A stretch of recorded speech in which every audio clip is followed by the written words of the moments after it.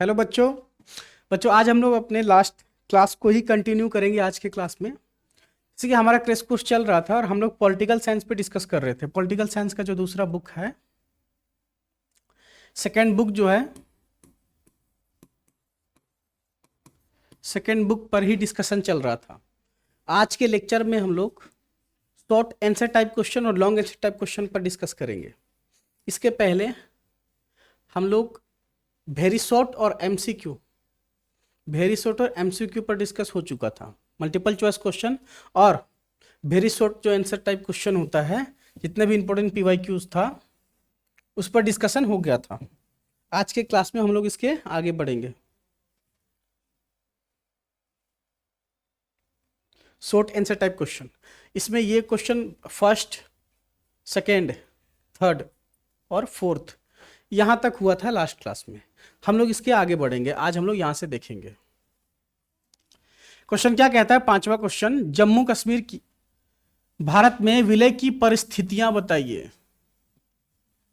मतलब यहां पे क्या पूछ रहा है कि जम्मू कश्मीर का जब भारत में विलय हो रहा था ना, जम्मू एंड कश्मीर का, उस समय का सिचुएशन, कंडीशन क्या था उस समय का। आफ्टर इंडिपेंडेंट की बात करें, 1947 के बाद जब भारत लगभग 552 देशी रियासतों में बटा हुआ था, 550 से अधिक रियासतों में टूटा हुआ था, तब जम्मू कश्मीर का विलय किन परिस्थितियों के साथ भारत में या भारतीय संघ में होता है, हम लोग इस पर गौर करते हैं। ये क्वेश्चन 18 का पूछा हुआ है। इस पर भी डिस्कशन पहले हुआ है, यहां पे फिर से हम लोग समझते हैं। उस समय वहां का जो राजा था वो कौन था? हरि सिंह। राजा कौन था? हरि सिंह। ठीक है। अभी कहानी क्या है पता है? जम्मू कश्मीर का अगर मेजोरिटी की बात करोगे, पॉपुलेशन की बात करोगे, तो जम्मू कश्मीर की जो अधिकांश जनसंख्या जो था, पॉपुलेशन जो था, जनसंख्या या पॉपुलेशन जो था, अधिकांश जनसंख्या थी मुस्लिम। वहां का जो राजा है वो है हिंदू। राजा जो है हरि सिंह वो है हिंदू। अब समस्या क्या हो गया? जनता जो है, जनसंख्या, पॉपुलेशन जो है, वो बोलता है कि नहीं हम पाकिस्तान के साथ जाएंगे, क्योंकि पॉपुलेशन ज्यादा था। ध्यान से सुनोगे, वहां पर जो जनसंख्या था वो था ज्यादा मुसलमान, मुस्लिम्स था, राजा वहां का हिंदू। अब राजा को समस्या हो गया कि कहीं मुस्लिम जनता मिलकर विद्रोह कर दिया तो हमारा तो तख्ता पलट हो जाएगा, हम तो कुर्सी से हाथ धो बैठेंगे। अब उसको थोड़ा असमंजस होने लगा। और बगल में पाकिस्तान शुरू से हथियाने के फिराक में था जम्मू और कश्मीर को। फिर 1947 के ही समय, 1947, 1947 या 48 के समय पाकिस्तान भी क्या करता है? हमला करता है, फिर आक्रमण करता है। किस पर? जम्मू कश्मीर को एक्वायर करने के लिए वो क्या करता है? आक्रमण करता है, अटैक करता है। अब हरि सिंह के पास, राजा हरि सिंह के पास कोई उपाय नहीं बचता, कोई ऑप्शंस नहीं बचता। वो ये बात दिमाग से निकाले दिया कि हम अब स्वतंत्र देश रहेंगे। शुरू में, स्टार्टिंग में, इनिशियल फेज में उसका प्लानिंग क्या था कि जम्मू कश्मीर जो है एक नया देश बनेगा, हमको देश बनाओ, हमको किसी के अंदर शामिल मत करो, हम यूनियन में शामिल नहीं होंगे, ना इंडिया ना पाकिस्तान में। उस शुरुआत में बोले कि हमको देश बनाओ। अब जब वो प्रैक्टिकली सोचा तो लगा कि ये तो पॉसिबल है ही नहीं, क्योंकि हमारा जनसंख्या, हमारा जनता जो हमारा वोटर है, पब्लिक जो है वो अधिकांश है मुसलमान, और हम खुद राजा जो है वो हिंदू। अब उन लोग क्या करने लगा? विद्रोह करने लगा कि नहीं, सो पाकिस्तान के साथ मर्ज करो, पाकिस्तान के साथ विलय करो। हरि सिंह ये जीते जी कभी नहीं चाहेगा कि हम पाकिस्तान के साथ जाएं। अब उसके पास एक लास्ट ऑप्शन बचता है कि चलो हिंदुस्तान के साथ अगर मिल जाएंगे तो कम से कम वो हिंदू बहुल क्षेत्र तो है, कम से कम सुरक्षा तो मिल जाएगा। फिर क्या करता है ना, फिर क्या करता है, हरि सिंह जो होता है वो भारत सरकार, इंडियन गवर्नमेंट से, इंडियन गवर्नमेंट के साथ, भारत सरकार के साथ एक समझौता करता है, बातचीत करता है। उसके बाद कहता है कि हम भारत के साथ विलय के लिए मंजूरी देते हैं, हम विलय कर लेंगे, लेकिन हमको एक अलग प्रोविजन दो, प्रावधान दो, प्रोविजन दो, मतलब विशेष अधिकार दो, स्पेशल राइट्स चाहिए हमको, तभी हम भारत में मिलेंगे, वरना नहीं मिलेंगे। तब फिर बोला गया कि ठीक है, हम तुमको आर्टिकल 370 देते हैं, आर्टिकल 370। अब आर्टिकल 370 क्या था वो तो हम पहले ही समझाएं, तो यहाँ पे फिर से समझ लो। आर्टिकल 370 का अर्थ यह था ना कि जब जम्मू कश्मीर को आर्टिकल 370 प्रदान किया गया था, उसके तहत उसका दो संविधान होगा, जम्मू कश्मीर का अलग, भारत का अलग होगा। वो भारत का हिस्सा है, नो डाउट, भारत का हिस्सा रहते हुए भी वो स्वतंत्र एक संविधान बना सकता है, वहां के नागरिक को अलग सिटीजनशिप दे सकता है, मतलब जम्मू कश्मीर के नागरिक का अलग और उसके पास भारत का भी है, मतलब यूनियन का भी है और यूनियन टेरिटरी का भी है। जम्मू कश्मीर को बाकायदा यूटी शामिल किया गया। जम्मू कश्मीर जो था ना वो राज्य नहीं दिया गया उस समय, उसको स्टेट का दर्जा नहीं दिया गया। स्टेट वो नहीं था, राज्य नहीं था, वो था यूटी, यूनियन टेरिटरी, केंद्र शासित प्रदेश बना वो, केंद्र शासित प्रदेश, उसको केंद्र शासित प्रदेश बनाया गया। किसको? जम्मू कश्मीर को। उसके पीछे कारण क्या है पता है? केंद्र शासित प्रदेश, नाम से ही समझ लो, केंद्र द्वारा शासित, मतलब जिसको रेगुलेट कौन करेगा? सेंटर गवर्नमेंट करेगा, उसी को केंद्र शासित प्रदेश बनाया जाता है। वहां का कोई मुख्यमंत्री नहीं होगा, कोई राजा नहीं होगा, मतलब वहां का जो रेगुलेशन करेगा ना इनडायरेक्टली वो सेंट्रल गवर्नमेंट करेगा। अभी और देख लो, ये हरियाणा को ले लो, मतलब चंडीगढ़ को ले लो, जम्मू कश्मीर, लद्दाख को ले लो, अंडमान निकोबार, लक्षद्वीप ले लो, पुदुचेरी ले लो, ये जितने भी, दिल्ली को ले लो, ये जितने भी यूनियन टेरिटरी है भारत के, यहाँ क्या लॉ एंड ऑर्डर कानून नीति का निर्माण कौन करता है? वहां का सरकार नहीं, केंद्र सरकार करता है, क्योंकि ये यूनियन टेरिटरी है, केंद्र सरकार है, मतलब केंद्र शासित प्रदेश है। और केंद्र शासित प्रदेश, अच्छा, जम्मू कश्मीर को यूनियन टेरिटरी बनाने के पीछे सबसे बड़ा रीजन ये था ना कि अगर वहां का, या अगर केंद्र शासित प्रदेश को, या अगर जम्मू कश्मीर को यूटी ना बनाकर अगर राज्य बना दिया जाए तो राज्य का देखरेख कौन करेगा? वहां का सरकार, अपना स्टेट गवर्नमेंट होगा। अभी आगे चलकर कहीं स्टेट गवर्नमेंट विद्रोह ना कर दे कि हमको अलग बनाओ, हम इसके साथ मर्ज कर लेंगे, तो कहीं चोरी छिपे कुछ कांड ना हो जाए, मतलब कुछ अनैतिक काम ना हो जाए। हो सकता है वहां का जो सरकार होगा, मुख्यमंत्री जो होगा, वो पाकिस्तान के साथ उसका सट्टा बट्टा हो जाए और उसके साथ मिल जाए तो समस्या है।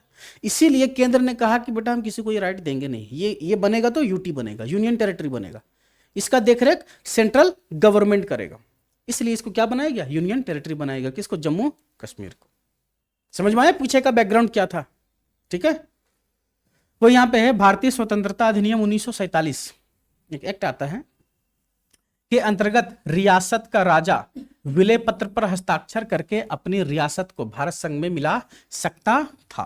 1947 में एक अधिनियम आता है, एक एक्ट आता है, जिसके तहत एक विलय पत्र था जिसमें हस्ताक्षर करने के बाद कोई भी रियासत भारतीय संघ में शामिल हो सकती है। राजा हरि सिंह ने ऐसा किया, राजा हरि सिंह ने ऐसा ही किया। आगे बोलते हैं 1957 में जम्मू कश्मीर का, 1957 में जम्मू कश्मीर का संविधान लागू हो गया। अभी समझ में आया ना? 370 मिला तो उसके पास अलग संविधान बनाने का अधिकार है, अलग झंडा है, अलग राष्ट्रीय गीत, राष्ट्रगान, सबका अलग हिसाब किताब है। भारत का अलग है और जम्मू कश्मीर का अलग है। तो 1957 में उसका एक अलग संविधान बन जाता है। कहाँ का? जम्मू और कश्मीर का। नहीं, खत्म हो गया, अभी नहीं है, नहीं है। 2019 में 370 हटा दिया ना, हट गया, अब खत्म है। अब उसके पास कोई अलग संविधान नहीं है, भारतीय संविधान ही है, अब हट गया। अब जम्मू कश्मीर के पास आर्टिकल 370 नहीं है। ये उस समय की बात कर रहे हैं, ठीक है, इनिशियल फेज की, आफ्टर इंडिपेंडेंट की बात कर रहे हैं। आगे बोलता है जिसमें उसे भारत का अभिन्न अंग घोषित किया गया। 5 अगस्त 2019 को जम्मू कश्मीर को प्राप्त विशेष दर्जा समाप्त कर दिया। बोले ना कि 2019 में क्या कर दिया गया? 370 हट गया। उसके तहत उसके पास जितना भी स्पेशल प्रोविजंस दिया गया था आर्टिकल 370 के तहत, वो भी खत्म। अब भारत जो है वो, सॉरी, जम्मू कश्मीर जो है वो भारत का एक अभिन्न अंग बन गया, एक पार्ट बन गया। अब उसके पास आर्टिकल 370 नहीं है। नेक्स्ट क्वेश्चन, छठा, कांग्रेस के प्रभुत्व से आप क्या समझते हो? डोमिनेंस की बात कर रहा है। What do you understand by the dominance of Congress? ये 19 का क्वेश्चन है। कांग्रेस का प्रभुत्व का मतलब क्या होता है? दबदबा। प्रभुत्व मतलब उसका ही दबदबा चले, सबसे ऊंचा में रहे, शीर्ष पर रहे, उसको बोलते हैं प्रभुत्व, उसी का बोलबाला रहे। तो यहां पे पूछ रहा है कि कांग्रेस के प्रभुत्व से आप क्या समझते हैं? कहता है कि स्वतंत्रता के उपरांत, मतलब आफ्टर इंडिपेंडेंट बात करें, after independent the Congress party remain in the power alone. यहां क्या बोल रहा है कि स्वतंत्रता के बाद कांग्रेस अकेली सत्ता में रही। सही बात है एकदम। जब भारत आजाद हुआ तो किस पार्टी का सरकार बना? कांग्रेस का ही तो बना।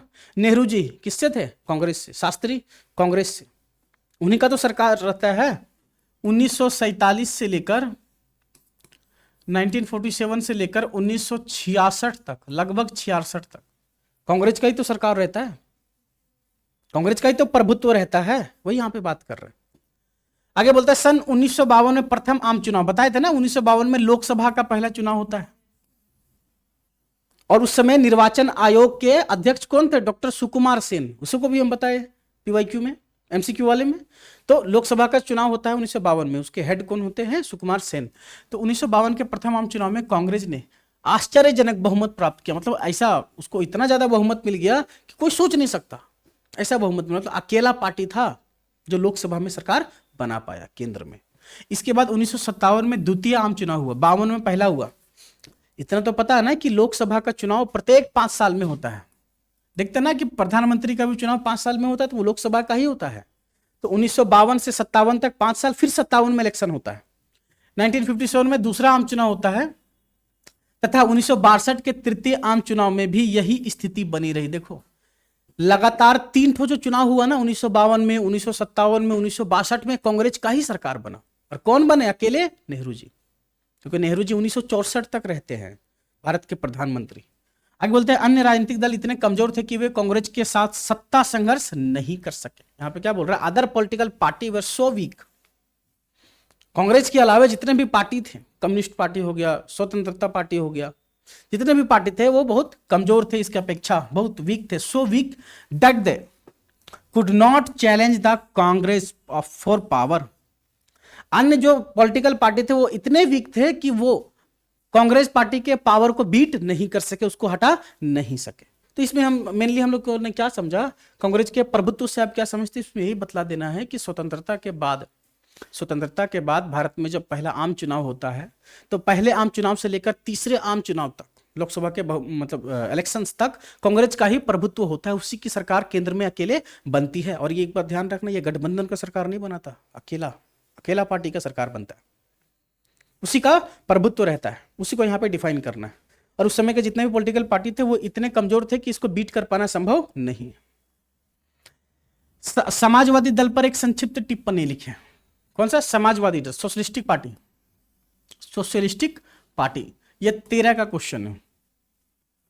देखो समाजवादी पार्टी का आधार स्वतंत्रता आंदोलन के समय तैयार हुआ था। ये जो सोशलिस्टिक पार्टी जो था, इसका जो बेस जो बना ना, इसका जो उद्भव होता है किसका, इसका जो ओरिजिन होता है सोशलिस्ट पार्टी का, इसका ओरिजिन होता है फ्रीडम स्ट्रगल मूवमेंट के समय, स्वतंत्रता आंदोलन के समय समाजवादी पार्टी अस्तित्व में आती है। राष्ट्रीय आंदोलन के समय 1934 में कांग्रेस के समाजवादी रुझान वाले नेताओं ने कांग्रेस सोशलिस्ट पार्टी का गठन किया।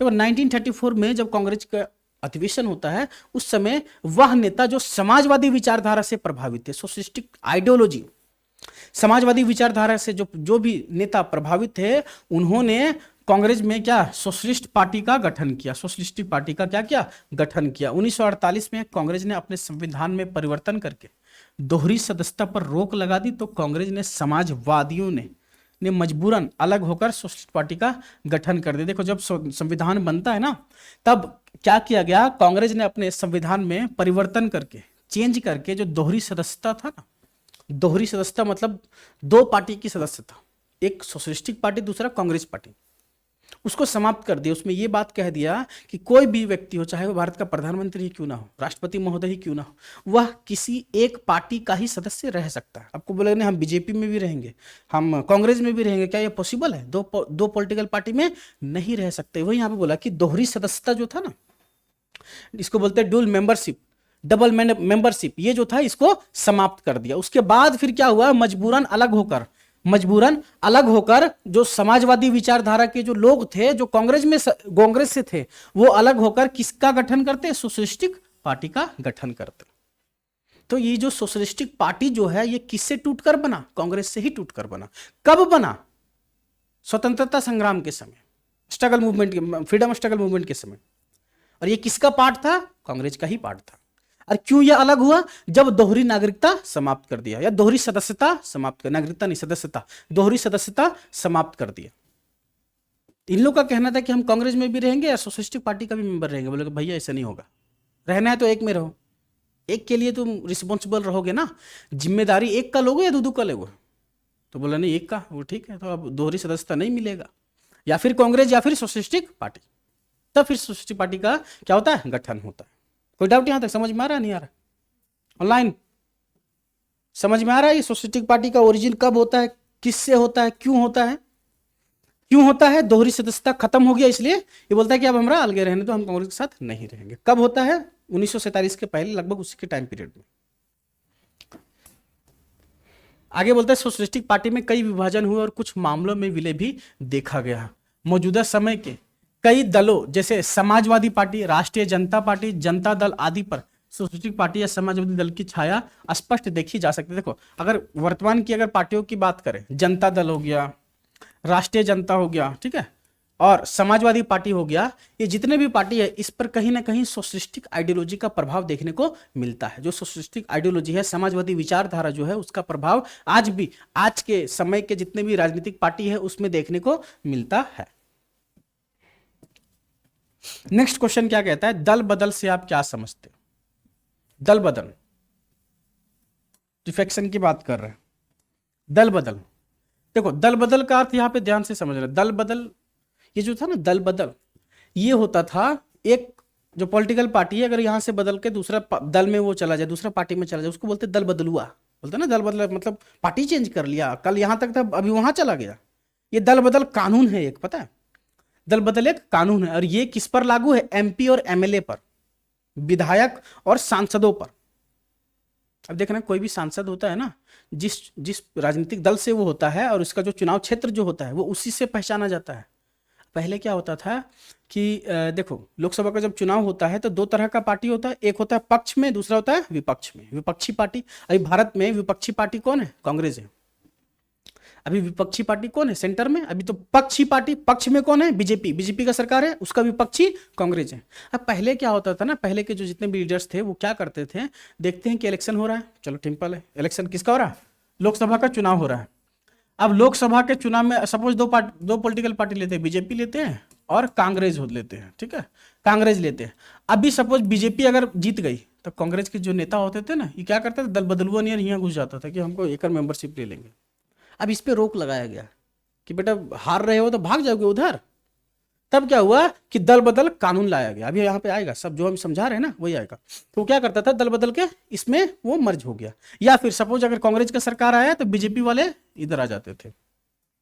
अब इस तामझाम को रोकने के लिए दल बदल कानून लाया गया, वही दल बदल अधिनियम लाया गया, ठीक है। देखो, यदि कोई विधायक, फिर से आ गया ना, विधायक और सांसद मतलब MLA member of legislative assembly, MP member of parliament. तो यदि कोई विधायक या संसद अपने दल अथवा निर्दलीय मंच का परित्याग करते हैं, निर्दलीय मतलब जिस दल से वो खड़ा हुआ था, जिस दल से वो खड़ा हुआ था, अगर उसका वो त्याग कर दे मतलब छोड़ दे और किसी अन्य दल में जा मिलता है, अब बोले ना कि छोड़ के किसी अन्य पॉलिटिकल पार्टी में जा मिलता है, कोई भी विधायक हो या कोई भी सांसद हो, या नया दल बना लेता है अथवा निर्दलीय स्थिति अपना लेता है, तो या अपने दल की सदस्यता त्यागे बिना ही बुनियादी मामले पर सदन में उसके विरुद्ध मतदान करता है, तो यह दल बदल कहलाता है। मतलब उसको त्याग करके, अपना जो पुरानी जो पार्टी है उसको त्याग करके कोई नया पार्टी बना ले या फिर किसी दूसरे पार्टी में मर्ज हो जाए, उसी को यहां पे बोला जाता है दल बदल। दल बदलुआ नाम से समझ में आ रहा है ना, दल बदलुआ, दल बदल रहा है वो अपना, उसी चीज की यहां पे बात किया जाए। ये जो एक्ट आया था 1951 में, 1951 में, नोमा भारत के कांग्रेस पार्टी का प्रभुत्व अन्य देशों के एक दलीय प्रभुत्व के उदाहरण से किस प्रकार भिन्न था? देखो यहां पे क्या बोल रहा है, how was the dominance of the Congress party in India different from the examples of one party dominance in other countries. Explain करने बोला है। देखो यहाँ पे क्या क्वेश्चन समझ में, पहले क्वेश्चन समझो। भारत का जो कांग्रेस पार्टी है उसका जो प्रभुत्व रहा है, बोले ना कि उसी का तो प्रभुत्व रहा है, डोमिनेंस रहा है, उसको बीट कर पाना पॉसिबल नहीं था शुरुआती फेज में। तो उसका जो प्रभुत्व है, उसका जो एक दलीय, एक ही दल तो था, केवल कांग्रेस ही तो कांग्रेस था। आजादी होने के 20 साल तक, 30 साल तक सिर्फ कांग्रेस ही रहा सत्ता में, 40 साल तक। तो उसका जो एक दलीय प्रभुत्व है उसका उदाहरण लेते हुए, ठीक है, उसका उदाहरण किस प्रकार अन्य देशों से भिन्न है, मतलब अगर दूसरे देश से अगर उसको कंपेयर करें तो उससे यह कैसे अलग है। कौन? कांग्रेस। कांग्रेस का एक दलीय प्रभुत्व, सिंगल पार्टी डोमिनेंस कैसे डिफरेंट है अदर कंट्रीज से, वो यहाँ पे क्वेश्चन पूछा है। देखो यहाँ पे क्या कहता है, भारत जैसे बहुदलीय व्यवस्था वाले देश, देखो भारत में क्या केवल एक ही दल है क्या, एक ही पॉलिटिकल पार्टी है? नहीं ना, बहुत सारा है ना। वो बोल रहा है कि भारत जैसे बहुदलीय व्यवस्था वाले देश में कांग्रेस पार्टी का प्रभुत्व अन्य देशों में एक दलीय प्रभुत्व के उदाहरण से इस प्रकार भिन्न है। आगे बोलता है कि कांग्रेस की अपनी विचारधारा है जिसमें लोकतंत्र समाजवाद का उद्भव या अद्भुत मिश्रण देखा जाता है। देखो यहाँ पे क्या है ना कि कांग्रेस का जो आइडियोलॉजी है वो डेमोक्रेटिक भी है, यहाँ देखो वो डेमोक्रेटिक भी है, सोशलिस्टिक भी है। उसका जो आइडियोलॉजी है लोकतंत्र भी है, समाजवाद भी है, दोनों विचारधारा है और दोनों का मिश्रण है। इसका भी मिश्रण कांग्रेस के विचारधारा आइडियोलॉजी में मिलेगा, समाजवाद का भी मिश्रण मिलेगा। दोनों का मिक्सचर है। किसका आइडियोलॉजी? दोनों का मिक्सचर है, कांग्रेस का। आगे बोलता है कि बदलती दिशाओं और बदलती परिस्थितियों के अनुसार इस विचारधारा के आयाम बदलते रहे हैं। देखो समय जिस जिस तरह से समय बदलता है ना, लोगों की आवश्यकता और मांग भी बदलता है। क्या लोगों का, जैसे समझ लो 1966 में 1960 का दशक ले लेते, ठीक है। 1960s में भारत में खाद्य संकट था ना, अनाज नहीं था, अकाल पड़ा था, खाद्य संकट था। तो उस समय लोगों की जरूरत क्या था? अनाज। क्या अभी के लोगों की जरूरत अनाज है? क्या अभी रोजगार हो गया, अभी क्या है? एम्प्लॉयमेंट चाहिए। तो बोले ना कि समय के अनुसार लोगों की आवश्यकताएं मांगे बदलती रहती है, वो हमेशा एक सा नहीं रहता है, हमेशा एक तरह नहीं रहता है। आगे बोलते हैं इंदिरा गांधी ने उत्साहपूर्वक समाजवादी कार्यक्रमों को अपना लिया तो नरसिम्हा राव, कौन नरसिम्हा राव? 91 एलपीजी मॉडल नरसिम्हा राव व मनमोहन सिंह ने भूमंडलीकरण के युग में उदारीकरण की व्यवस्था को मान्यता दिया। देखो अब यहाँ पे क्या बोल रहा है, बोल रहे कि आवश्यकता के अनुसार लोगों का मांग बढ़ जाता है। जब इंदिरा गांधी का सरकार आया था ना, उसने समाजवादी कार्यक्रम को बढ़ाया, मतलब गरीबी हटाओ का नारा दिया। इंदिरा गांधी के समय ही तो गरीबी हटाओ आया था, गरीबी हटाओ, गरीबी दूर करो। लेकिन अगर उससे 15 साल और आगे आ जाए, 1990 आ जाए, तो उस समय की आवश्यकता क्या था? एलपीजी, लिबरलाइजेशन, प्राइवेटाइजेशन और ग्लोबलाइजेशन। तो देखो कहीं ना कहीं कंपेयर करके यहाँ पे यही बात तो साबित हो रहा है कि लोगों की आवश्यकताएं समय दर समय, टाइम टू टाइम चेंज होते रहा है, बदलता रहा है, एक सा नहीं रहा है। आगे बोलते हैं इसके विपरीत चीन व रूस जैसे देशों में एक पार्टी का प्रमुख प्रभाव एकल पार्टी व्यवस्था के कारण था। अगर इसके अपोजिट अगर चाइना की बात करें, रूस की बात करें, तो वहां पे एक दलीय व्यवस्था, उसी का प्रभुत्व रहा है। लेकिन भारत में बहुदलीय, मल्टी पार्टी सिस्टम, वहां पे सिंगल पार्टी सिस्टम है। इसी प्रकार म्यांमार व बेलारूस में एक पार्टी का प्रभुत्व सैन्य दखल अंदाजी के कारण था, डिक्टेटरशिप वहां पे था, मिलिट्री रूल था। तो कहीं ना कहीं यहाँ पे क्या बतला रहा है कि कांग्रेस का जो प्रभुत्व रहा शुरुआती समय में, शुरुआती दौर में, जो कांग्रेस इतना साल तक टिक सका, उसका सबसे बड़ा कारण था लोगों की आवश्यकताओं को वो पूरा कर पा रहा था, तभी तो लोग उसको पसंद कर रहे थे। अगर वो नहीं कर पाता तो क्या होता? हार जाता ना। फिर इलेक्शन तो हारना ही था, लोकसभा का चुनाव हार जाता, फिर उसको सरकार नहीं बनता। लेकिन उसने वो काम किया जो अन्य पॉलिटिकल पार्टी ने नहीं किया। उसने लोगों की जो भावना है, लोगों का जो मांग है, लोगों की जो आवश्यकताएं हैं, उस पर ध्यान दिया, ध्यान आकर्षित किया। नेक्स्ट है 1959 में स्थापित स्वतंत्र पार्टी की विचारधारा की किन्हीं 4 विशेषताओं का वर्णन करें। यहां पे एक पार्टी की बात कर रहा है, कौन सा? स्वतंत्रता पार्टी। कौन सा? स्वतंत्रता पार्टी। ये भी एक पॉलिटिकल पार्टी था। ये एस्टेब्लिश कब होता है? 1959 में, 1959 के समय। इसका कौन कौन सा फीचर्स था, इसका विशेषता बतलाओ, ये यहाँ पे क्वेश्चन पूछ रहा है। बोल रहा है कि स्वतंत्रता पार्टी की स्थापना 1959 में सी राजगोपालाचारी, के एम मुंशी, एन जी रंगा, मीनू मसानी आदि कांग्रेसी नेताओं के द्वारा किया गया था। अब यहाँ पे एक चीज और समझने लायक है, वो क्या है? ये जो स्वतंत्रता पार्टी जो है, ये पार्टी किससे टूटकर फिर अलग होता है? इसका जो मेंबर थे, फाउंडर मेंबर थे, वो किसके सदस्य थे? पहले कांग्रेस के। कांग्रेस से ही तो टूट के अलग हुआ ये। मतलब कांग्रेस के जो सदस्य थे, वे लोग कांग्रेस से बाहर निकलकर, उसका त्याग करके एक नया पॉलिटिकल पार्टी का गठन करते हैं 1959 के समय, और उस पॉलिटिकल पार्टी का नाम था स्वतंत्रता पार्टी। इसका जो मुख्य विशेषता था, जो लक्ष्य जो था, गोल जो था, वो इस प्रकार है। देखते हैं क्या क्या। पहला क्या था? आर्थिक गतिविधियों में राज्य का हस्तक्षेप न्यूनतम। The state intervention in economic activities should be minimal, या मिनिमाइज, या फिर कम करना, मिनिमल। इसका पहला विचारधारा क्या था पता है? आर्थिक गतिविधियां समझ में आता है? इकोनॉमिक एक्टिविटी मतलब बाजार व्यवस्था, मार्केट, बाजार, मूल्य, ये सब में सरकार का हस्तक्षेप कम हो। दूसरा, निजी स्वतंत्रता के माध्यम से आर्थिक स्वतंत्रता को प्राप्त किया जा सकता है। वो क्या मानते थे कि प्राइवेट फ्रीडम, निजी निजी मतलब प्राइवेट, प्राइवेट कंपनियों की बात कर रहा है। अगर प्राइवेट कंपनियों को प्रमोट करोगे, अगर प्राइवेट कंपनियों को प्रमोट करोगे, अगर उसको आर्थिक स्वतंत्रता दोगे, तभी अपने लक्ष्य को क्या कर सकोगे, गोल मतलब उसको अचीव कर सकोगे, प्राप्त कर सकोगे। तो ये कहीं ना कहीं प्राइवेट सेक्टर को प्रमोट करने की बात कर रहा है, प्राइवेट सेक्टर, बड़े बड़े रिच क्लास उद्योगपति। तीसरा है करों की मात्रा कम रखी जाए, the amount of taxes should be keeped law.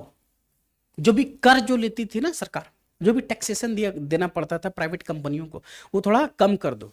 अच्छा, अगर प्राइवेट कंपनी से कम टैक्स लोगे तो उसका क्या फायदा दिखेगा, कंपनी का मनोबल बढ़ेगा, उसको लगेगा कि सरकार जो है वो हमको प्रमोट कर रही है, तो वो भी प्रयास करेगा कि और ज़्यादा से ज़्यादा डेवलपमेंट करे, खुद का और ज़्यादा विकास करे, जिससे देश का विकास हो, देश का भला हो। उसका फिर डायरेक्ट जो इफेक्ट दिखेगा वो जीडीपी में दिखेगा, उसका इफेक्ट जीडीपी में दिखेगा, ग्रॉस डोमेस्टिक प्रोडक्ट। अब इसको इकोनॉमिक्स में पढ़ना है, जीडीपी, जीएनपी, एनएनपी, जीएनपी, ये सब उसमें पढ़ना है। एफपीआई, एफडीआई, इसमें तो पॉलिटिकल साइंस में हम नहीं ना बता सकते जीडीपी, जीएनपी। और आगे बोलता है कि उद्योगों की राष्ट्रीयकरण का विरोध किया जाए। राष्ट्रीयकरण का मतलब समझ में आता है, नेशनलाइजेशन। ये किसका विचारधारा था, स्वतंत्रता पार्टी का ये विचारधारा था। उन्होंने कहा कि जो जितने भी उद्योग है, बड़े बड़े जो कल कारखाने, फैक्ट्री है, उसका राष्ट्रीयकरण को रोको। अब बोलोगे ये राष्ट्रीयकरण क्या होता है, इसे देखो। नेशनलाइजेशन का मतलब होता है जब किसी कंपनी को, जब किसी भी कंपनी को, चाहे वो प्राइवेट हो, ठीक है, स्पेशली वो प्राइवेट ही होता है, जब किसी प्राइवेट कंपनी को सरकार के अधीन किया जाता है ना, मतलब उसको घोषित कर दिया कि आज से ये गवर्नमेंट कंपनी है, वो प्राइवेट नहीं रहा, उसको बोलते हैं नेशनलाइजेशन। बैंकों का भी नेशनलाइजेशन हुआ है। आज हम लोग जिसको जानते हैं ना, SBI, SBI, state bank of India, इसमें ज्यादा घुसेंगे नहीं, ये बैंकिंग सेक्टर में पढ़ना होता है इकोनॉमिक्स में। तो एसबीआई जो बैंक है, इसका पुराना नाम था imperial bank, imperial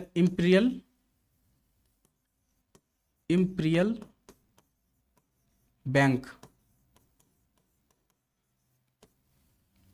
state bank of India का पुराना नाम इंपीरियल बैंक। ये बात कर रहे हैं 1920-21 की, 1920-21 की हम बात कर रहे हैं।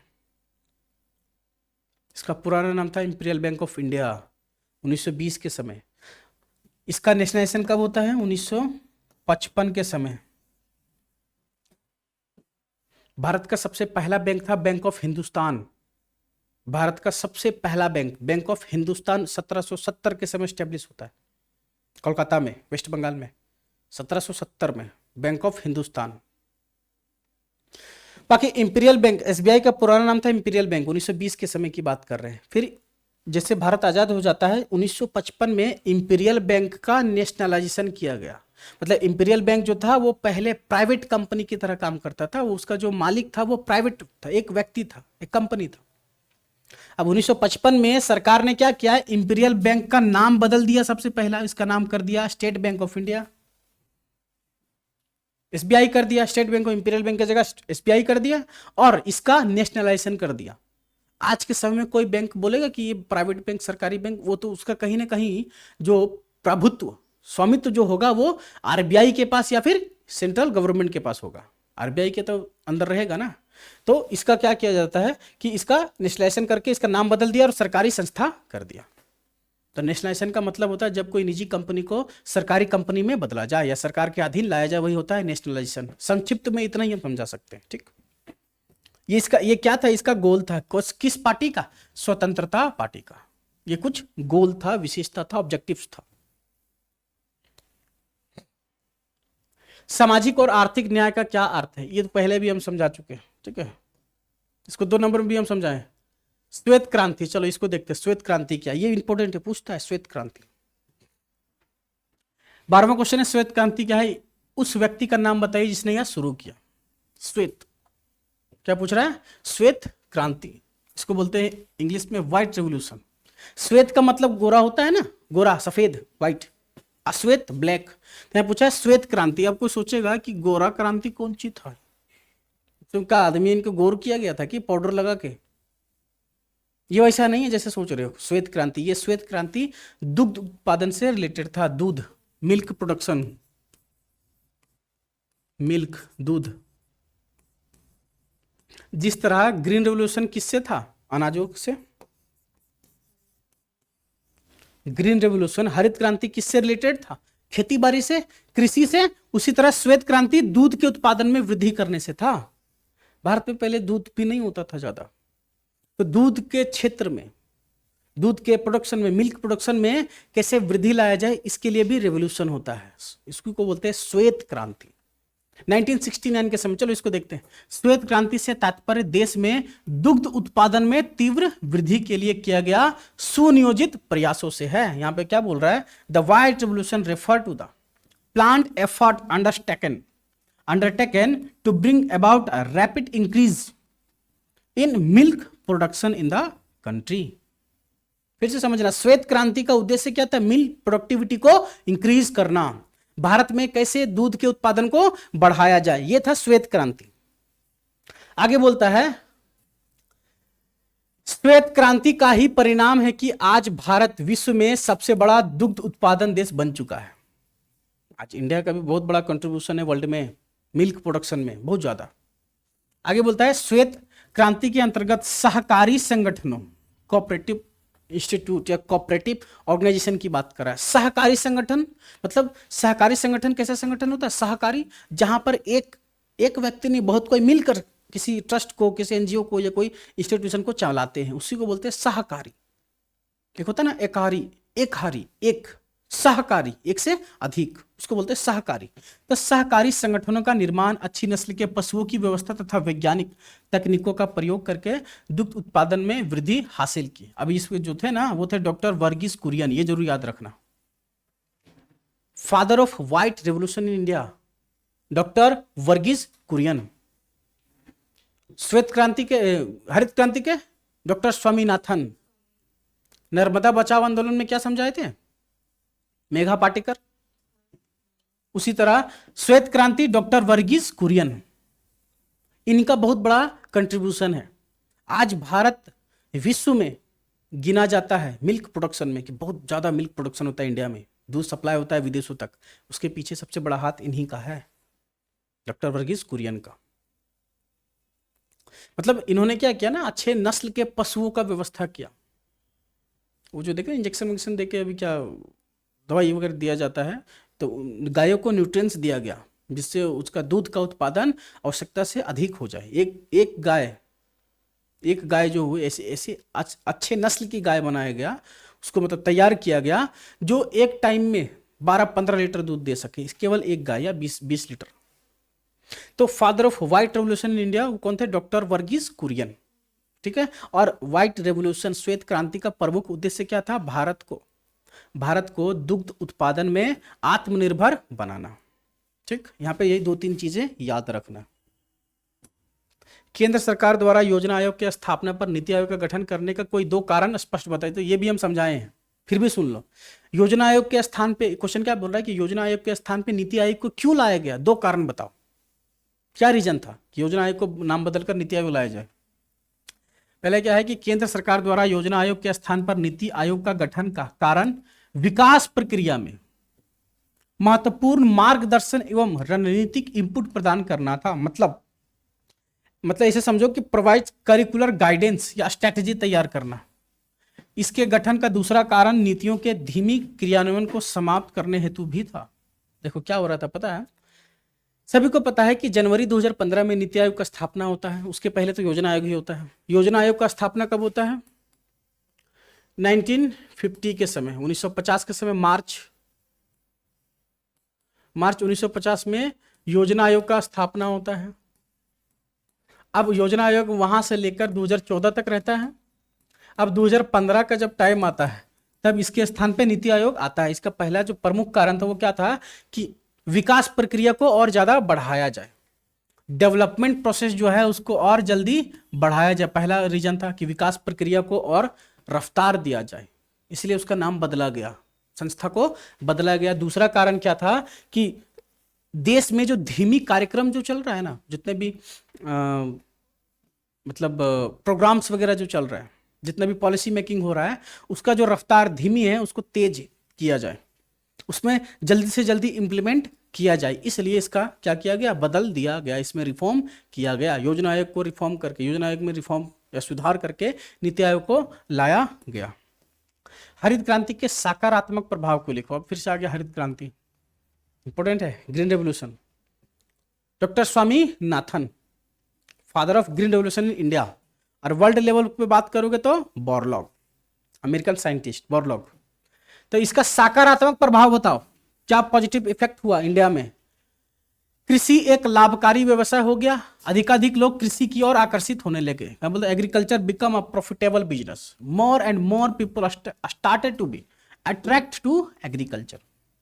पहला सकारात्मक प्रभाव क्या हुआ, ग्रीन रेवोल्यूशन से हाइब्रिड बीज आया, जिससे ज्यादा उत्पादन करने वाले बीजों की संख्या बढ़ गई, लोगों का पैदावार बढ़ने लगा, खेती बाड़ी बढ़ने लगा, इसलिए भारत के जितने भी जनता थी, अधिकांश जनता खेती की ओर आने लगी। पहला इसका सकारात्मक प्रभाव हुआ।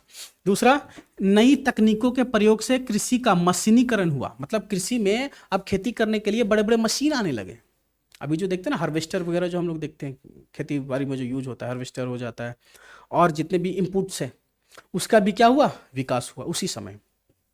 अतः मशीनें, वस्तुएं बनाने वाले कारखानों का भी क्या हुआ, विकास हुआ। अब जब खेती में मशीनों का प्रयोग होने लगा तो इंडस्ट्री भी तो बढ़ा। आगे बोलता है जिससे अधिकाधिक लोगों को क्या मिल गया, रोजगार भी मिलने लगा, फैक्ट्री लगा तो रोजगार मिला। सकारात्मक प्रभाव तो दिख रहा है यहां पे। खाद्यान्न की उन्नत किस्म का विकास हुआ। खाद्यान्न का उन्नत किस्म मतलब यहां पे हाइब्रिड बीजों की बात किया जा रहा है। हाइब्रिड बीजों का विकास होता है जो कम समय में ज्यादा पैदावार दे।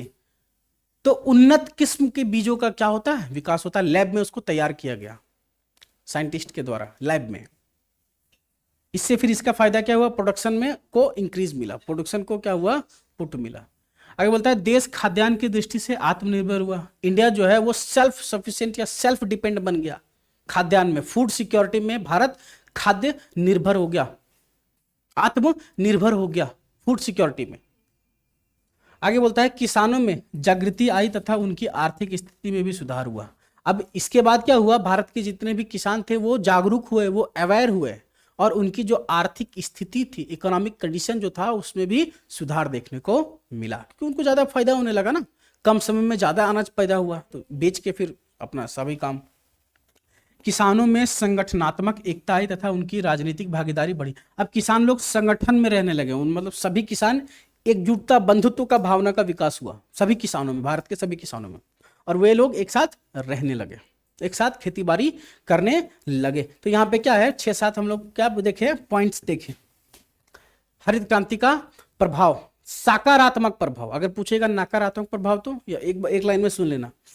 हरित क्रांति का नकारात्मक प्रभाव क्या हुआ, देखो हरित क्रांति जब हुआ, जब हाइब्रिड बीज आया, उन्नत किस्म के जब बीजों का विकास होता है, तब क्या हुआ, शुरुआत में वो जो बीज था ना वो काफी कॉस्टली था। अब देखो मार्केट में कोई भी नया चीज आएगा क्या तुरंत खरीद पाओगे, महंगा होता है। अब उस समय जो नकारात्मक प्रभाव जो उसमें क्या हुआ, सबसे पहला कि जो हाइब्रिड बीज जो आया था लैब से तैयार होकर, उसको एक गरीब या मध्यम किसान, अति मध्यम निम्न किसान नहीं खरीद सकता था, परचेस नहीं कर सकता था। पहला क्योंकि पूंजी का अभाव था, lack of capital, lack of money. पहला नकारात्मक प्रभाव था कि सबको उसको एफर्ड नहीं कर सकता। दूसरा क्या था, दूसरा नकारात्मक प्रभाव, नेगेटिव इफेक्ट क्या था कि हरित क्रांति का प्रभाव जो हुआ ना, क्या लगता है पूरे भारत में नहीं, हरित क्रांति का प्रभाव पंजाब, हरियाणा, उत्तर प्रदेश वाले राज्यों में ज्यादा हुआ। पंजाब, हरियाणा, उत्तर प्रदेश, उस वाले ये 2-3-4 जो मेनली राज्य जो है ना भारत का, उत्तर पश्चिमी जो राज्य है, वहां पर हरित क्रांति का सबसे ज्यादा प्रभाव हुआ, और बाकी जितने भी राज्य बचे वहां पर इसका विस्तार नहीं पहुंच सका, इसका विकास नहीं पहुंच सका। दूसरा नकारात्मक प्रभाव। तीसरा देखना, ये जो हाइब्रिड बीज जो थे ना, ये पानी का कंजम्पशन बहुत ज्यादा करता था। अब सभी को पता है कि खेती में धान का ऐसा किस्म है, धान का खेती ऐसा है जो सबसे ज्यादा पानी का कंजम्पशन करता है। धान की खेती में बहुत ज्यादा पानी चाहिए, अगर पानी कम पड़ा तो जो बीज जो होगा वो सड़ जाएगा, गल जाएगा, पौधे खराब हो जाएंगे। तो ये प्रॉब्लम नहीं है कि बहुत ज्यादा पानी यूज करता है, पानी तो चाहिए, आवश्यकता से बहुत ज्यादा चाहिए, लेकिन कटाई के बाद वो पानी खेत में रह जाता, पानी खेत में रह जाता, खेत में रहने के बाद वो कीचड़ कीचड़ कीचड़ बन के रह जाता है, फिर वहां से मच्छर उच्छर पनपता। ये क्या था, उसका नकारात्मक प्रभाव ही था। चौथा कारण, चौथा जो नकारात्मक प्रभाव था, चौथा क्या था, अब किसान लोग ना बड़ा मस्त मौला रहने लगा। पूछो कैसे, क्योंकि उसको पता है हाइब्रिड बीज मिल जाएगा आसान से, वो तो लैब में तैयार हो रहा है। और पहले के जमाने की बात करोगे, दादा परदादा जो हुआ करते थे, वो जो इन साल खेती किया ना, उसी का बीज बचा के अगला साल के लिए रखते थे, बिहीन के लिए प्रिजर्व करके उसको संभाल के रखते थे कि अगला साल बिहीन में यूज करेंगे। अब किसान जो था भारत का, वो रिलैक्स हो गया। अब उसको एक जो लत लग गया ना, एक जो आदत लग गया कि चलो क्या लोड लेना, जो भी है सबको काट के निकालो, सबको बेचो खाचो, सब खाओ पियो आराम से मस्त रहो, अगले साल फिर से लैब में तैयार होके आ जाएगा बिहीन, वो जो पैकेट में आता है ना भर के। अब उससे उसका क्या हुआ, आदत लग गया। अब इससे फायदा बड़े बड़े कंपनियों को हुआ, बड़े बड़े कंपनी, मल्टीनेशनल कंपनी जो ये बीज बना रहा है, अब उसका फायदा बढ़ गया ना। फिर से तो वो महंगाई हो गया, क्योंकि कंपनी को ये बात पता चल गया कि भारत के जो किसान है, भारतीय किसान जो है वो हम पे पूरी तरह डिपेंडेंट हो गए, तो हम जितना पैसा में मांगेंगे उतना पैसा उन लोग देगा। ये था उसका क्या, नकारात्मक प्रभाव। यहां पे चूंकि सकारात्मक पूछा था तो हम नकारात्मक भी बता दिए। चलो खत्म। नियोजित विकास का क्या अर्थ है, प्लान डेवलपमेंट का मतलब क्या होता है, ध्यान से समझना। प्लान डेवलपमेंट, देखो जब प्लान डेवलपमेंट ऐसा कोई काम करना है, जब कोई व्यक्ति, जब कोई कंपनी कुछ ऐसा काम करने जा रहा है और उस काम करने से पहले अगर वो रणनीति तैयार करता है, स्ट्रेटेजी, उसका योजना बनाता है कि हमको किस किस तरह से काम करना है, किस किस तरह से इंप्लीमेंट करना है, तो कोई भी काम को करने से पहले अगर प्लान तैयार हो जाए, रणनीति तैयार हो जाए, उसी को यहाँ पे बोल रहे हैं प्लान डेवलपमेंट। उसी के तहत फिर उसका जो विकास भी होगा ना, वो काफी बेहतर होगा। तो कोई भी काम करने जाओ, अगर काम करने से पहले रणनीति तैयार रखोगे तो कहीं ना कहीं 100% उम्मीद है कि उसका सकारात्मक मतलब प्रभाव ही देखने को मिलेगा, नकारात्मक देखने को नहीं मिलेगा। तो उससे फायदा ही होने वाला है। यहां बोल रहा है कि नेहरू समाजवादी विचारधारा से प्रभावित है। अभी तो हम देखें समाजवादी विचारधारा, ये कांग्रेस का ही तो उपज था। कांग्रेस का केवल समाजवादी नहीं था, केवल लोकतांत्रिक नहीं था, दोनों था, दोनों का मिश्रण था। अभी देखे ना, अगर हम पूछे कि कांग्रेस का आइडियोलॉजी कैसा है तो क्या बोलोगे, कांग्रेस का आइडियोलॉजी लोकतांत्रिक भी है, समाजवाद भी है, तो दोनों का मिश्रण है, सोशलिस्टिक प्लस डेमोक्रेटिक। तो नेहरू समाजवादी विचारधारा से प्रभावित है। उन्होंने नियोजन के द्वारा, नियोजन मतलब प्लान के द्वारा, प्लानिंग के द्वारा, नियोजन के द्वारा देश के विकास को रास्ता चुना। Nehru was influenced by socialistic ideology, he choice the path of national development through planning. The main objective behind this were, इसका जो मुख्य ध्येय है, ऑब्जेक्टिव, प्रमुख जो योजना है, ऑब्जेक्टिव जो है, उद्देश्य जो है, वो इस प्रकार है। अभी हम लोग देखते हैं किस प्रकार है, यहाँ पे पॉइंट वाइज इसको समझते हैं। आर्थिक क्षेत्र में राज्य के प्रतिबंधों को बढ़ाना। अब देखो यहाँ पे ना उल्टा हो रहा है। इसके पहले हम लोग देखे स्वतंत्रता पार्टी जो 1959 के समय स्टेब्लिश होता है, सी राजगोपालाचारी। इसके पहले भी हम लोग देखे 1959 में वो स्टैब्लिश होता है स्वतंत्रता पार्टी। उसका उद्देश्य क्या था कि आर्थिक क्षेत्र में राज्य के प्रतिबंधों को कम करना। लेकिन कांग्रेस का क्या पर्पस था, आर्थिक क्षेत्र में राज्य के प्रतिबंध को बढ़ाना।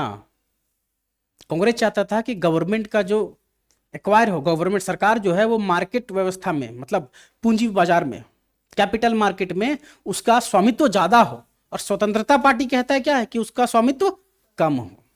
कंफ्यूजन नहीं होना, इसलिए यहाँ पे हम याद दिला दिए इसको। तो अगर कांग्रेस का पूछेगा तो ये चाहता है कि प्रतिबंध को बढ़ाना, ज्यादा से ज्यादा एक्वायर कर सकता है। ये चाहेगा कि मार्केट जो है, बाजार व्यवस्था जो है वो हमारे अनुसार चले। दूसरा क्या है, विदेशी पूंजी तथा तकनीकों के प्रवेश पर रोक लगाना। ये चाहेगा, इसको एम्फेसिस करेगा, रिस्ट्रिक्शन लगाएगा। इसका विचारधारा है कि जो विदेशी पूंजी है, फॉरेन करेंसी, फॉरेन कैपिटल जो है वो कम आवे। इससे क्या होगा कि हमारे देश की करेंसी का जो क्या बोलते हैं, वैल्यू जो है, मूल्य जो है वो बना रहे। फॉरेन करेंसी आएगा ना तो भारतीय मूल्य में कमी आएगा। अगर फॉरेन करेंसी में ज्यादा ट्रेड हो करोगे तो अपने देश के पूंजी में कमी आएगा, उसका मूल्य में कमी आएगा, क्योंकि फॉरेन करेंसी का ही तो डिमांड हर देश में करता है। एग्जांपल है डॉलर। अगर भारत में कोई कंपनी आती है, विदेशी कंपनी, और अगर वो डॉलर के साथ समझौता या डॉलर के साथ वो ट्रेड करती है तो भारत सरकार के लिए क्या है, एक तरह से सोचिए कि फायदा है, लेकिन दूसरी तरह का घाटा क्या है कि उसका जो अपना करेंसी है रुपया, उसका वैल्यू गिर रहा है। $1 80 बनता है, अमेरिका का $1 यहाँ पे 80, 80-85 जो है वो बनता है। तो कहीं ना कहीं भारतीय मूल्य का क्या हो रहा है, भारतीय मूल्य का जो वैल्यू है वो उसमें कमी देखने को मिल रहा है, वो डिक्रीज कर रहा है। आगे बोलता है निजी क्षेत्र को नियंत्रित करके सार्वजनिक क्षेत्र को प्रोत्साहन करना। इसका जो विचारधारा था ये क्या था, इसका जो लक्ष्य था, प्राइवेट जो सेक्टर है ना उसको, उस पर नियंत्रण रखो, प्राइवेट सेक्टर, प्राइवेट कंपनियों, उसको नियंत्रण करके सार्वजनिक क्षेत्र को प्रोत्साहन दो। सार्वजनिक मतलब गवर्नमेंट सेक्टर। आगे है मिश्रित अर्थव्यवस्था का प्रतिमान स्थापित करना तथा यदि आवश्यक हो तो जनहित में कानून की सख्ती से उचित क्षतिपूर्ति देकर निजी संपत्ति का राष्ट्रीयकरण। देखो फिर से आ गया, निजी संपत्तियों का राष्ट्रीयकरण करना, नेशनलाइजेशन ऑफ प्राइवेट एसेट इसको बोलते हैं, प्राइवेट एसेट। इसमें भी नेशनलाइजेशन की बात करता है, किसका नेशनलाइजेशन, प्राइवेट कंपनियों का या प्राइवेट एसेट का।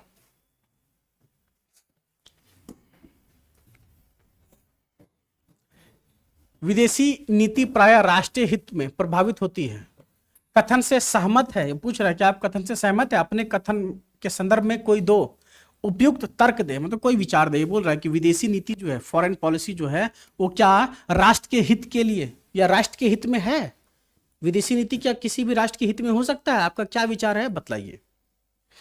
क्या बोलता है, किसी भी राष्ट्र की विदेशी नीति निश्चित करने के लिए निम्नलिखित 4 कारक अनिवार्य होते हैं। 4 जो एलिमेंट है उसको डिटरमाइन करना जरूरी है। फर्स्ट, अगर कोई फॉरेन पॉलिसी है, विदेशी नीति है, अगर वो राष्ट्रीय हित में है तो ठीक है, अगर नहीं है तो गलत है। नेशनल इंटरेस्ट में अगर है तो परफेक्ट है, नहीं है तो गलत। दूसरा है पड़ोसी देशों से संबंध भी बेहतर होना चाहिए अगर कोई विदेशी नीति को अपना रहे हो तो। चौथा क्या देखना पड़ेगा, राज्य की राजनीतिक स्थिति, क्या पॉलिटिकल सिचुएशन जो है, करंट पॉलिटिकल सिचुएशन जो है वो क्या कैपेबल है उस सिचुएशन को, उस पॉलिसी को एडेप्ट करने को। अगर कैपेबल है तो करेक्ट है, नहीं है तो गलत है। बस यहाँ पे तर्क देना है, बस यही समझाना और कुछ नहीं करना। चौथा क्या है, अंतर्राष्ट्रीय राजनीतिक वातावरण, अगर इंटरनेशनल पॉलिटिक्स, अंतर्राष्ट्रीय राजनीति का जो वातावरण है, उसका जो व्यवहार है, क्या अनुकूल है तब सही है, अगर प्रतिकूल है तो गलत है। बस यही पे इसमें यही क्वेश्चन पूछ रहे हैं। तो इन सब चीजों को ध्यान में रखते हुए ही कोई भी देश फॉरेन पॉलिसी को एडेप्ट कर सकता है, विदेशी नीति को अपना सकता है। पाकिस्तान में लोकतंत्र के मार्ग में क्या बाधाएं हैं, फिर बता दिए। क्या बड़ा अच्छा क्वेश्चन पूछ रहा है, बड़ा मस्त क्वेश्चन है। पूछ रहा है कि पाकिस्तान में लोकतंत्र नहीं है, क्यों नहीं है। हम बताए थे ना कि पाकिस्तान में लोकतंत्र सरकार नहीं है, वहां पे सैन्य शासन है अभी भी। उसका क्या कारण है कि वहां पर अभी तक लोकतंत्र स्थापित नहीं हो चुका है, नहीं हो सका है डेमोक्रेटिक सिस्टम। भारत में चूंकि डेमोक्रेटिक सिस्टम है, पाकिस्तान में क्यों नहीं है डेमोक्रेटिक सिस्टम, उसका रीजन पूछा है। पहला, ये 24 का क्वेश्चन है। पाकिस्तान में कभी लोकतंत्र तो कभी सैन्य शासन चलता रहता है, मिलिट्री रूल, और अधिकतर क्या चलता है, मिलिट्री रूल ही चलता है, सैन्य शासन चलता है। कहां पर, पाकिस्तान में। लोकतंत्र वहां पे नहीं रहता, जल्दी रहता है तो फिर वो डिसॉल्व हो जाता है, फिर से मिलिट्री डिक्टेटरशिप आ जाता है। क्या कारण है, पहला, पाकिस्तान में सैनिक हस्तक्षेप ज्यादा है, मिलिट्री इंटरवेंशन इन पाकिस्तान या इंफरेंस इन पाकिस्तान। पाकिस्तान का जो सेना है ना, वो पाकिस्तान के सरकार या फिर राजनीतिक व्यवस्था में, पॉलिटिकल सिस्टम में वो इंटरफेरेंस करती है, पहला कारण है। दूसरा, कट्टरतावाद, एक्सट्रीमिस्ट, कट्टरतावाद वहां पे ज्यादा है, अपने धर्म को लेकर कट्टरता कि अच्छा पाकिस्तान में हो तो फिर मुस्लिम रहना पड़ेगा, धर्मांतर करवा लो, यहाँ हिंदू का जगह नहीं, ये वो दिस दैट। दूसरा कारण क्या है, कट्टरतावाद, लोग, एक लोग का दूसरे लोगों के बीच या एक व्यक्ति का दूसरे व्यक्ति के बीच धर्म के आधार पे कट्टरता का होना, ये दूसरा कारण है, जिस वजह से पाकिस्तान में लोकतंत्र कभी स्थापित हो नहीं पाया। तीसरा कारण क्या है, आतंकवादी धर्मगुरु एवं भूस्वामी अभिजनों के सामाजिक प्रभाव को लोकतंत्र के मार्ग में कठिनाई पैदा की। वहां पे क्या है ना कि आतंकवादी धर्मगुरु, अब बोलोगे कि आतंकवादी धर्मगुरु की बात कर रहा है, धर्मगुरु भी बोल रहा है, आतंकवादी भी बोल रहा है। देखो वहां के जितने भी धर्मगुरु हैं, रिलीजियस टीचर्स की बात कर रहे हैं, जो धर्म का ज्ञान देते हैं, उनके बातों में धर्म का ज्ञान कम होता है और कट्टरता का भाव ज्यादा होता है, आतंकवाद को वो ज्यादा प्रमोट करता है। इस वजह से वहां पे कभी भी लोकतंत्र स्थापित नहीं हो पाया। ये 3 फैक्टर्स देखे, 3 रीजन देखे, जिस वजह से पाकिस्तान में डेमोक्रेटिक सिस्टम नहीं रहा है। मिलिट्री अलायंस वहां पे ज्यादा देखने को मिलता है। पाकिस्तान की राजनीति में सेना की भूमिका का वर्णन करें। ये क्या बोल रहा है कि पाकिस्तान की राजनीति में सेना का क्या कंट्रीब्यूशन है, क्योंकि वहां पे सैन्य शासन ही है। ये 5 नंबर का क्वेश्चन शुरू हो गया, ठीक है, ये 5 नंबर में पूछा है। देखो ये कब कब पूछा है, 13, 16, 23। ये क्वेश्चन है 13 में भी पूछा है, 16 में भी पूछा और 23 में भी पूछा है। क्वेश्चन क्या पूछा है फिर से ध्यान से समझना। यहाँ पे पूछ रहा है कि पाकिस्तान की राजनीति में सेना का क्या भूमिका है, क्या कंट्रीब्यूशन है पाकिस्तान के पॉलिटिक्स में। किसका? पाकिस्तानी सेना का। चलो देखते हैं क्या बोलते हैं। पाकिस्तान की राजनीति का सबसे महत्वपूर्ण पक्ष है सेना द्वारा वहां राजनीति पर मजबूत पकड़ का होना। अभी हम लोग देखें कि जो पाकिस्तान का जो मिलिट्री है वो डायरेक्टली इंटरफेरेंस करता है पाकिस्तान का पॉलिटिक्स सिस्टम में। आगे बोलता है 1947 में अस्तित्व में आने के बाद पाकिस्तान पर अधिकांश समय तक सैन्य तानाशाना का शासन रहा। 1947 में ही तो बना ना, 14 अगस्त 1947 की बात कर रहे हैं हम लोग। तो जब से यह बना है 1947 से लेकर अभी तक, मोटा मोटी 1947 की अगर इनिशियल फेज की बात करें, तब से वहां पर स्टार्टिंग से ही सेना का एक मजबूत पकड़ देखने को मिला। वहां पर कोई भी अगर लीडर आता है ना तो वो सेना के सामने नहीं टिक पाता। आगे बोलता है कि सेना की नीतियों से भिन्न शासन संचालन की नागरिक सरकारों की कोशिश को सैन्य तख्तापलट के द्वारा नाकाम किया जाता रहा है। अगर कोई ऐसा सरकार भी बनाता है ना कि जो बोलेगा कि हम जनता के लिए हैं, जनता का शासन, जनता के लिए शासन, जनता के द्वारा शासन, अगर वो करना चाहता है तो वहां पर जो मिलिट्री है, सेना जो है, वो उसका तख्ता पलट करवा देता है। तख्ता पलट का मतलब समझ में आ रहा है? सीट खाली करवा देता है कि भागो, तख्ता पलट हो जाता है वहां पे। अगर कोई ऐसा सोचता भी है तो मतलब डायरेक्टली या इनडायरेक्टली ये समझ लो कि वहां पे सेना के कारण ही लोकतंत्र कभी स्थापित नहीं हो सका है, ना कभी होगा, जब तक वहां के राजनीति में सेना का हस्तक्षेप होता रहेगा। निकट अतीत में वर्ष 1999 में जनरल परवेज मुशर्रफ ने नवाज शरीफ की चुनी हुई सरकार का सैन्य तख्तापलट द्वारा समाप्त कर दिया। देखो 1999 में 1999 में क्या होता है, नवाज शरीफ का वहां पे सरकार बनता है पाकिस्तान में। अब जो परवेज मुशर्रफ जो था ना, ये जो था, इसका कांटेक्ट मिलिट्री से था, मतलब सेना से अच्छा खासा इसका उठना बैठना था। अब इसने क्या किया, सेना का मदद लेते हुए इसको, नवाज शरीफ का जो सरकार है उसका तख्ता पलट करवा दिया। ठीक है, उसका क्या करा दिया, तख्ता पलट करवा दिया। और पता है इंपॉर्टेंट क्या है, 1999 में जो परवेज मुशर्रफ फिर बन जाता है ना, इसी समय भारत से लाहौर तक का बस यात्रा भी शुरू हुआ था अटल बिहारी वाजपेयी के सरकार के समय, ताकि संबंध सुधरे। वनडे एग्जाम में पूछता है कि वो भारत का वह कौन सा प्रधानमंत्री था जो पाकिस्तान बस में गया था, तो वो थे अटल बिहारी वाजपेयी। लाहौर तक बस सेवा शुरू करवाया गया था ताकि दोनों देशों का संबंध मधुर हो, बेहतर हो। लेकिन आतंकवादी गतिविधियों के कारण यह कभी संभव नहीं हो सका। आगे बोलता है कि विदेशी संबंधों और विशेष रूप से भारत के साथ संबंधों के निर्धारण में सेना महत्वपूर्ण कारक है। सेना की राजनीति में दखल अंदाजी के कारण पाकिस्तान में लोकतंत्र बहुत हानि उठानी पड़ी, लोकतंत्र को बहुत ज्यादा हानि उठानी पड़ी है, बहुत ज्यादा लॉसेस हुआ है, उसको प्रॉफिट कुछ नहीं हुआ है। वही तो हम लोग देखें, पाकिस्तान में सेना का जो इंटरफेरेंस है, अगर वो इतना ज्यादा बढ़ गया है कि उस कारण लोकतंत्र को बहुत ज्यादा समस्या का सामना करना पड़ा है। इसी वजह से तो वहां पे कभी लोकतंत्र स्थापित नहीं हो पाया।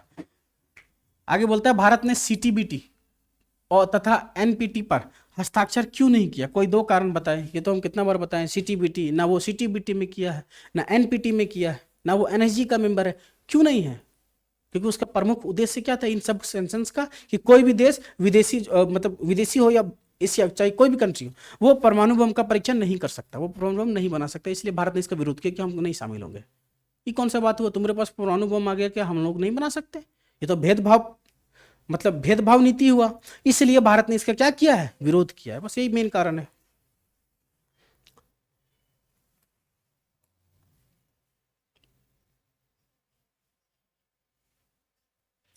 भारत और चीन के बीच संघर्ष का कोई 2 कारण बताओ। क्या 2 रीजन है? जिससे भारत और चीन के बीच हमेशा बॉर्डर डिस्प्यूट देखने को मिलता है, कॉन्फ्लिक्ट देखने को मिलता है। देखो, चाइना का हमेशा से मंसूबा रहा है कि दूसरा का जमीन को हड़पे, मतलब उस ऐसा गोतिया है कि गोती वाला जमीन वो हड़प लेगा, वो ऐसा आदमी है, वो उसका ऐसा सोच है।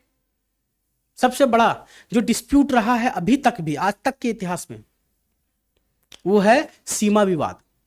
भारत का अगर किसी देश के साथ, भारत के पड़ोसी देश के साथ अगर किसी भी वो देश का अगर नाम पूछे कि वह कौन सा देश है जिससे भारत का सबसे ज्यादा सीमा विवाद है, वो है चाइना। पाकिस्तान तो यूं ही बदनाम है, पाकिस्तान तो हमेशा जम्मू कश्मीर जम्मू कश्मीर जम्मू कश्मीर करता रहा है, अभी भी वही करता है, जम्मू कश्मीर।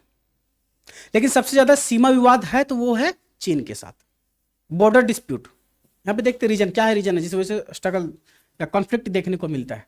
19 का क्वेश्चन है, वर्ष 1914 में तत्कालीन ब्रिटिश सरकार और चीन के मध्य शिमला सम्मेलन हुआ था। अब बोलोगे सर आप तो शिमला समझौता बताए थे, तो वो शिमला सम्मेलन है, वो शिमला समझौता था, ये कॉन्फ्रेंस है, वो मीटिंग है, ठीक है, सबमिट की यहां पे बात कर रहा है, ये कन्वर्सेशन की बात कर रहा है। तो 1914 के समय, कब 1914, फर्स्ट वर्ल्ड वार जब शुरुआत होने वाला था ना, तब भारत सरकार, मतलब उस समय तो ब्रिटेन का ही सरकार था ना भारत में, ब्रिटिश सरकार, तो ब्रिटिश सरकार और चीन के सरकार के बीच, चीन के मध्य शिमला सम्मेलन होता है। फिर से समझना, 1971-72 वाला शिमला समझौता था, यह शिमला सम्मेलन है, ठीक। तो सम्मेलन होता है और भारत तथा चीन के बीच सीमा रेखा का निर्धारण हुआ। इसी सीमा रेखा को वर्तमान में मैकमोहन रेखा के नाम से जाना जाता है। मैकमोहन रेखा, भारत और पाकिस्तान के बीच के सीमा को किस नाम से जाना जाता है, रेखा को किस नाम से जाना जाता है, रेड क्लिफ लाइन। भारत और चीन के बीच के लाइन को क्या बोला जाता है, मैकमोहन। कौन सा, मैकमोहन। और भारत और अफगानिस्तान के बीच का जो सीमा है, उस लाइन को क्या कहा जाता है, डूरंड रेखा। ये तीनों यहां पे हम समझा दिए। तो आज जो हम लोग देखते हैं ना कि मैकमोहन रेखा खींचा गया है, तो मैकमोहन रेखा जो है, इसका निर्धारण कब हुआ था, 1914 के समय। इसका पृष्ठभूमि वहीं से तैयार होता है जब शिमला सम्मेलन होता है। और बोलता है यह भारत और चीन के बीच अंतर्राष्ट्रीय सीमा है, परंतु चीन इसे लेकर विवाद खड़ा करता है तथा इससे मान्यता नहीं देता। चीन इसको नहीं मानता, मैकमोहन रेखा को, इसीलिए तो हमेशा लड़ाई झगड़ा होता है ना, सीमा विवाद। अक्साई चीन भी छीन लिया, उधर पियोको वो छीन लिया, बीच में बच गया जम्मू कश्मीर। आगे बोलता है, इसी विवाद के चलते 1959 में चीन ने तिब्बत हड़प लिया। बताए थे ना, तिब्बत पे को हड़प लेता है 1958-59 में। फिर दलाई लामा को माइग्रेट करना पड़ता है, बहुत सारे शरणार्थी भी भारत आते हैं, भारत उसको सपोर्ट भी करता है, नेहरू जी का सरकार था, इसके पहले समझाए थे हम। इसी कारण के तहत तिब्बत को भी वो हड़प लिया है। पता है, भारत जब जम्बू द्वीप का बात आता है ना, सुनते हो कभी कभी भजन में या कभी नाम आता है ना, आर्यवर्त, जम्बू द्वीप, भारत खंड, ऐसा। जम्बू द्वीप कितना बड़ा था, इमेजिन कर रहे हो, जम्बू द्वीप किसको बोला गया, पूरे एशिया को। ये पूरा एशिया अगर देखोगे, हम बताए हैं कितने बार, ये पूरा एशिया ले लो, रसिया, चीन, मंगोलिया, मतलब मेन मेन कंट्री के नाम ले रहे हैं, रसिया, चाइना, मंगोलिया, भारत के जितने भी पड़ोसी देश हैं, 7-8 पड़ोसी देश, ठीक है, म्यांमार, श्रीलंका, फिर इधर Indonesia, Vietnam, ASEAN country, simple सा आसियान कंट्री के जितने भी देश हैं, भारत के पड़ोसी देश जितने भी हैं, उसके अलावा चीन है, मंगोलिया है, रसिया है, और रूस से टूट के जो 15 देश बना है ना, बताए थे ना कोल्ड वॉर के बाद जो 15 देश नया बनता है, वे सभी कभी एक समय में जम्बू द्वीप का भाग था। भारत का विस्तार इतना बड़ा था, पूरा जम्बू द्वीप, पूरा एशिया भारत के नाम से जाना जाता था, उसको बोलते हैं जम्बू द्वीप। तो भारत का विस्तार इतना बड़ा था, हमारे जितने भी माइथोलॉजी है, हिंदू जो टेक्स्ट है, उसमें इसका प्रमाण मिलता है, जम्बू द्वीप। देखते हो पंडित जी जब पूजा वूजा भी कराते हैं तो बाद में बीच में बोलते हैं जम्बू द्वीप, भारत खंडे, आर्यावर्त, संस्कृत उच्चार मंत्र में आता है। क्यों आता है, क्योंकि वो कभी ना कभी किसी समय में भारत का ही हिस्सा हुआ करता था, पूरा एशिया। चलो, 1959 में चीन ने तिब्बत को क्या कर लिया, हड़प लिया, तथा दलाई लामा ने भारत में शरण ली। सन 1962 का तो युद्ध सभी को पता है, भारत चीन युद्ध, जिसमें भारत हार जाता है, चाइना जीत जाता है। उस समय अक्साई चीन हड़प लेता है हम लोगों से। वो आज यहीं तक रखेंगे हम लोग, ठीक है, कल यहां से करेंगे, क्योंकि एक लॉन्ग आंसर टाइप क्वेश्चन हो गया है, ये दूसरा है, कल इसमें हम लोग देखेंगे राज्य पुनर्गठन आयोग का क्या काम था, इसका सिफारिश वही 1953 में जो गठन हुआ था तेलुगु भाषा के आधार पर आंध्र प्रदेश का। अब देखो हम एक क्वेश्चन कितना बार समझा दे रहे हैं, 2 नंबर में भी समझा दे रहे हैं, 1 नंबर में भी समझा दे रहे हैं, 3 नंबर वाले में भी समझा दे रहे हैं, 5 नंबर में तो समझा ही रहे हैं, इसके बाहर फिर क्या जाएगा। अगर खोपड़ी का ढक्कन खुला होगा तो जरूर समझ में आएगा भैया, मजाक कर रहे हैं, अगर अच्छा से ध्यान से समझोगे तो जरूर समझ में आएगा। ठीक है, तो एक क्वेश्चन को 3-3 4-4 बार समझाना, ये मतलब ऐसा है कि हमेशा याद रहने वाला चीज ये बन जाना चाहिए। 4-4 बार हम समझा रहे हैं प्रत्येक क्वेश्चन को। ठीक है, कल ये कंप्लीट हो जाएगा, उसके बाद हो सकता है कि हम लोग इसके आगे भी माइग्रेट कर जाएंगे। ठीक है, इसमें देखो कल का क्लास क्या है ना, कल के क्लास में हम लोग उतना डीपली नहीं जाएंगे, ओवरव्यू करके ही हम लोग इससे निकलेंगे, क्योंकि इसके पीछे का जितना भी कॉन्सेप्ट है वो पहले ही हम समझा दिए सारा। बस इसमें क्या है ना कि थोड़ा ऊपर से ऊपर ही इसको एब्जॉर्ब करते हुए हम लोग चलेंगे। ठीक, तो आज हम लोग यहीं तक रखेंगे।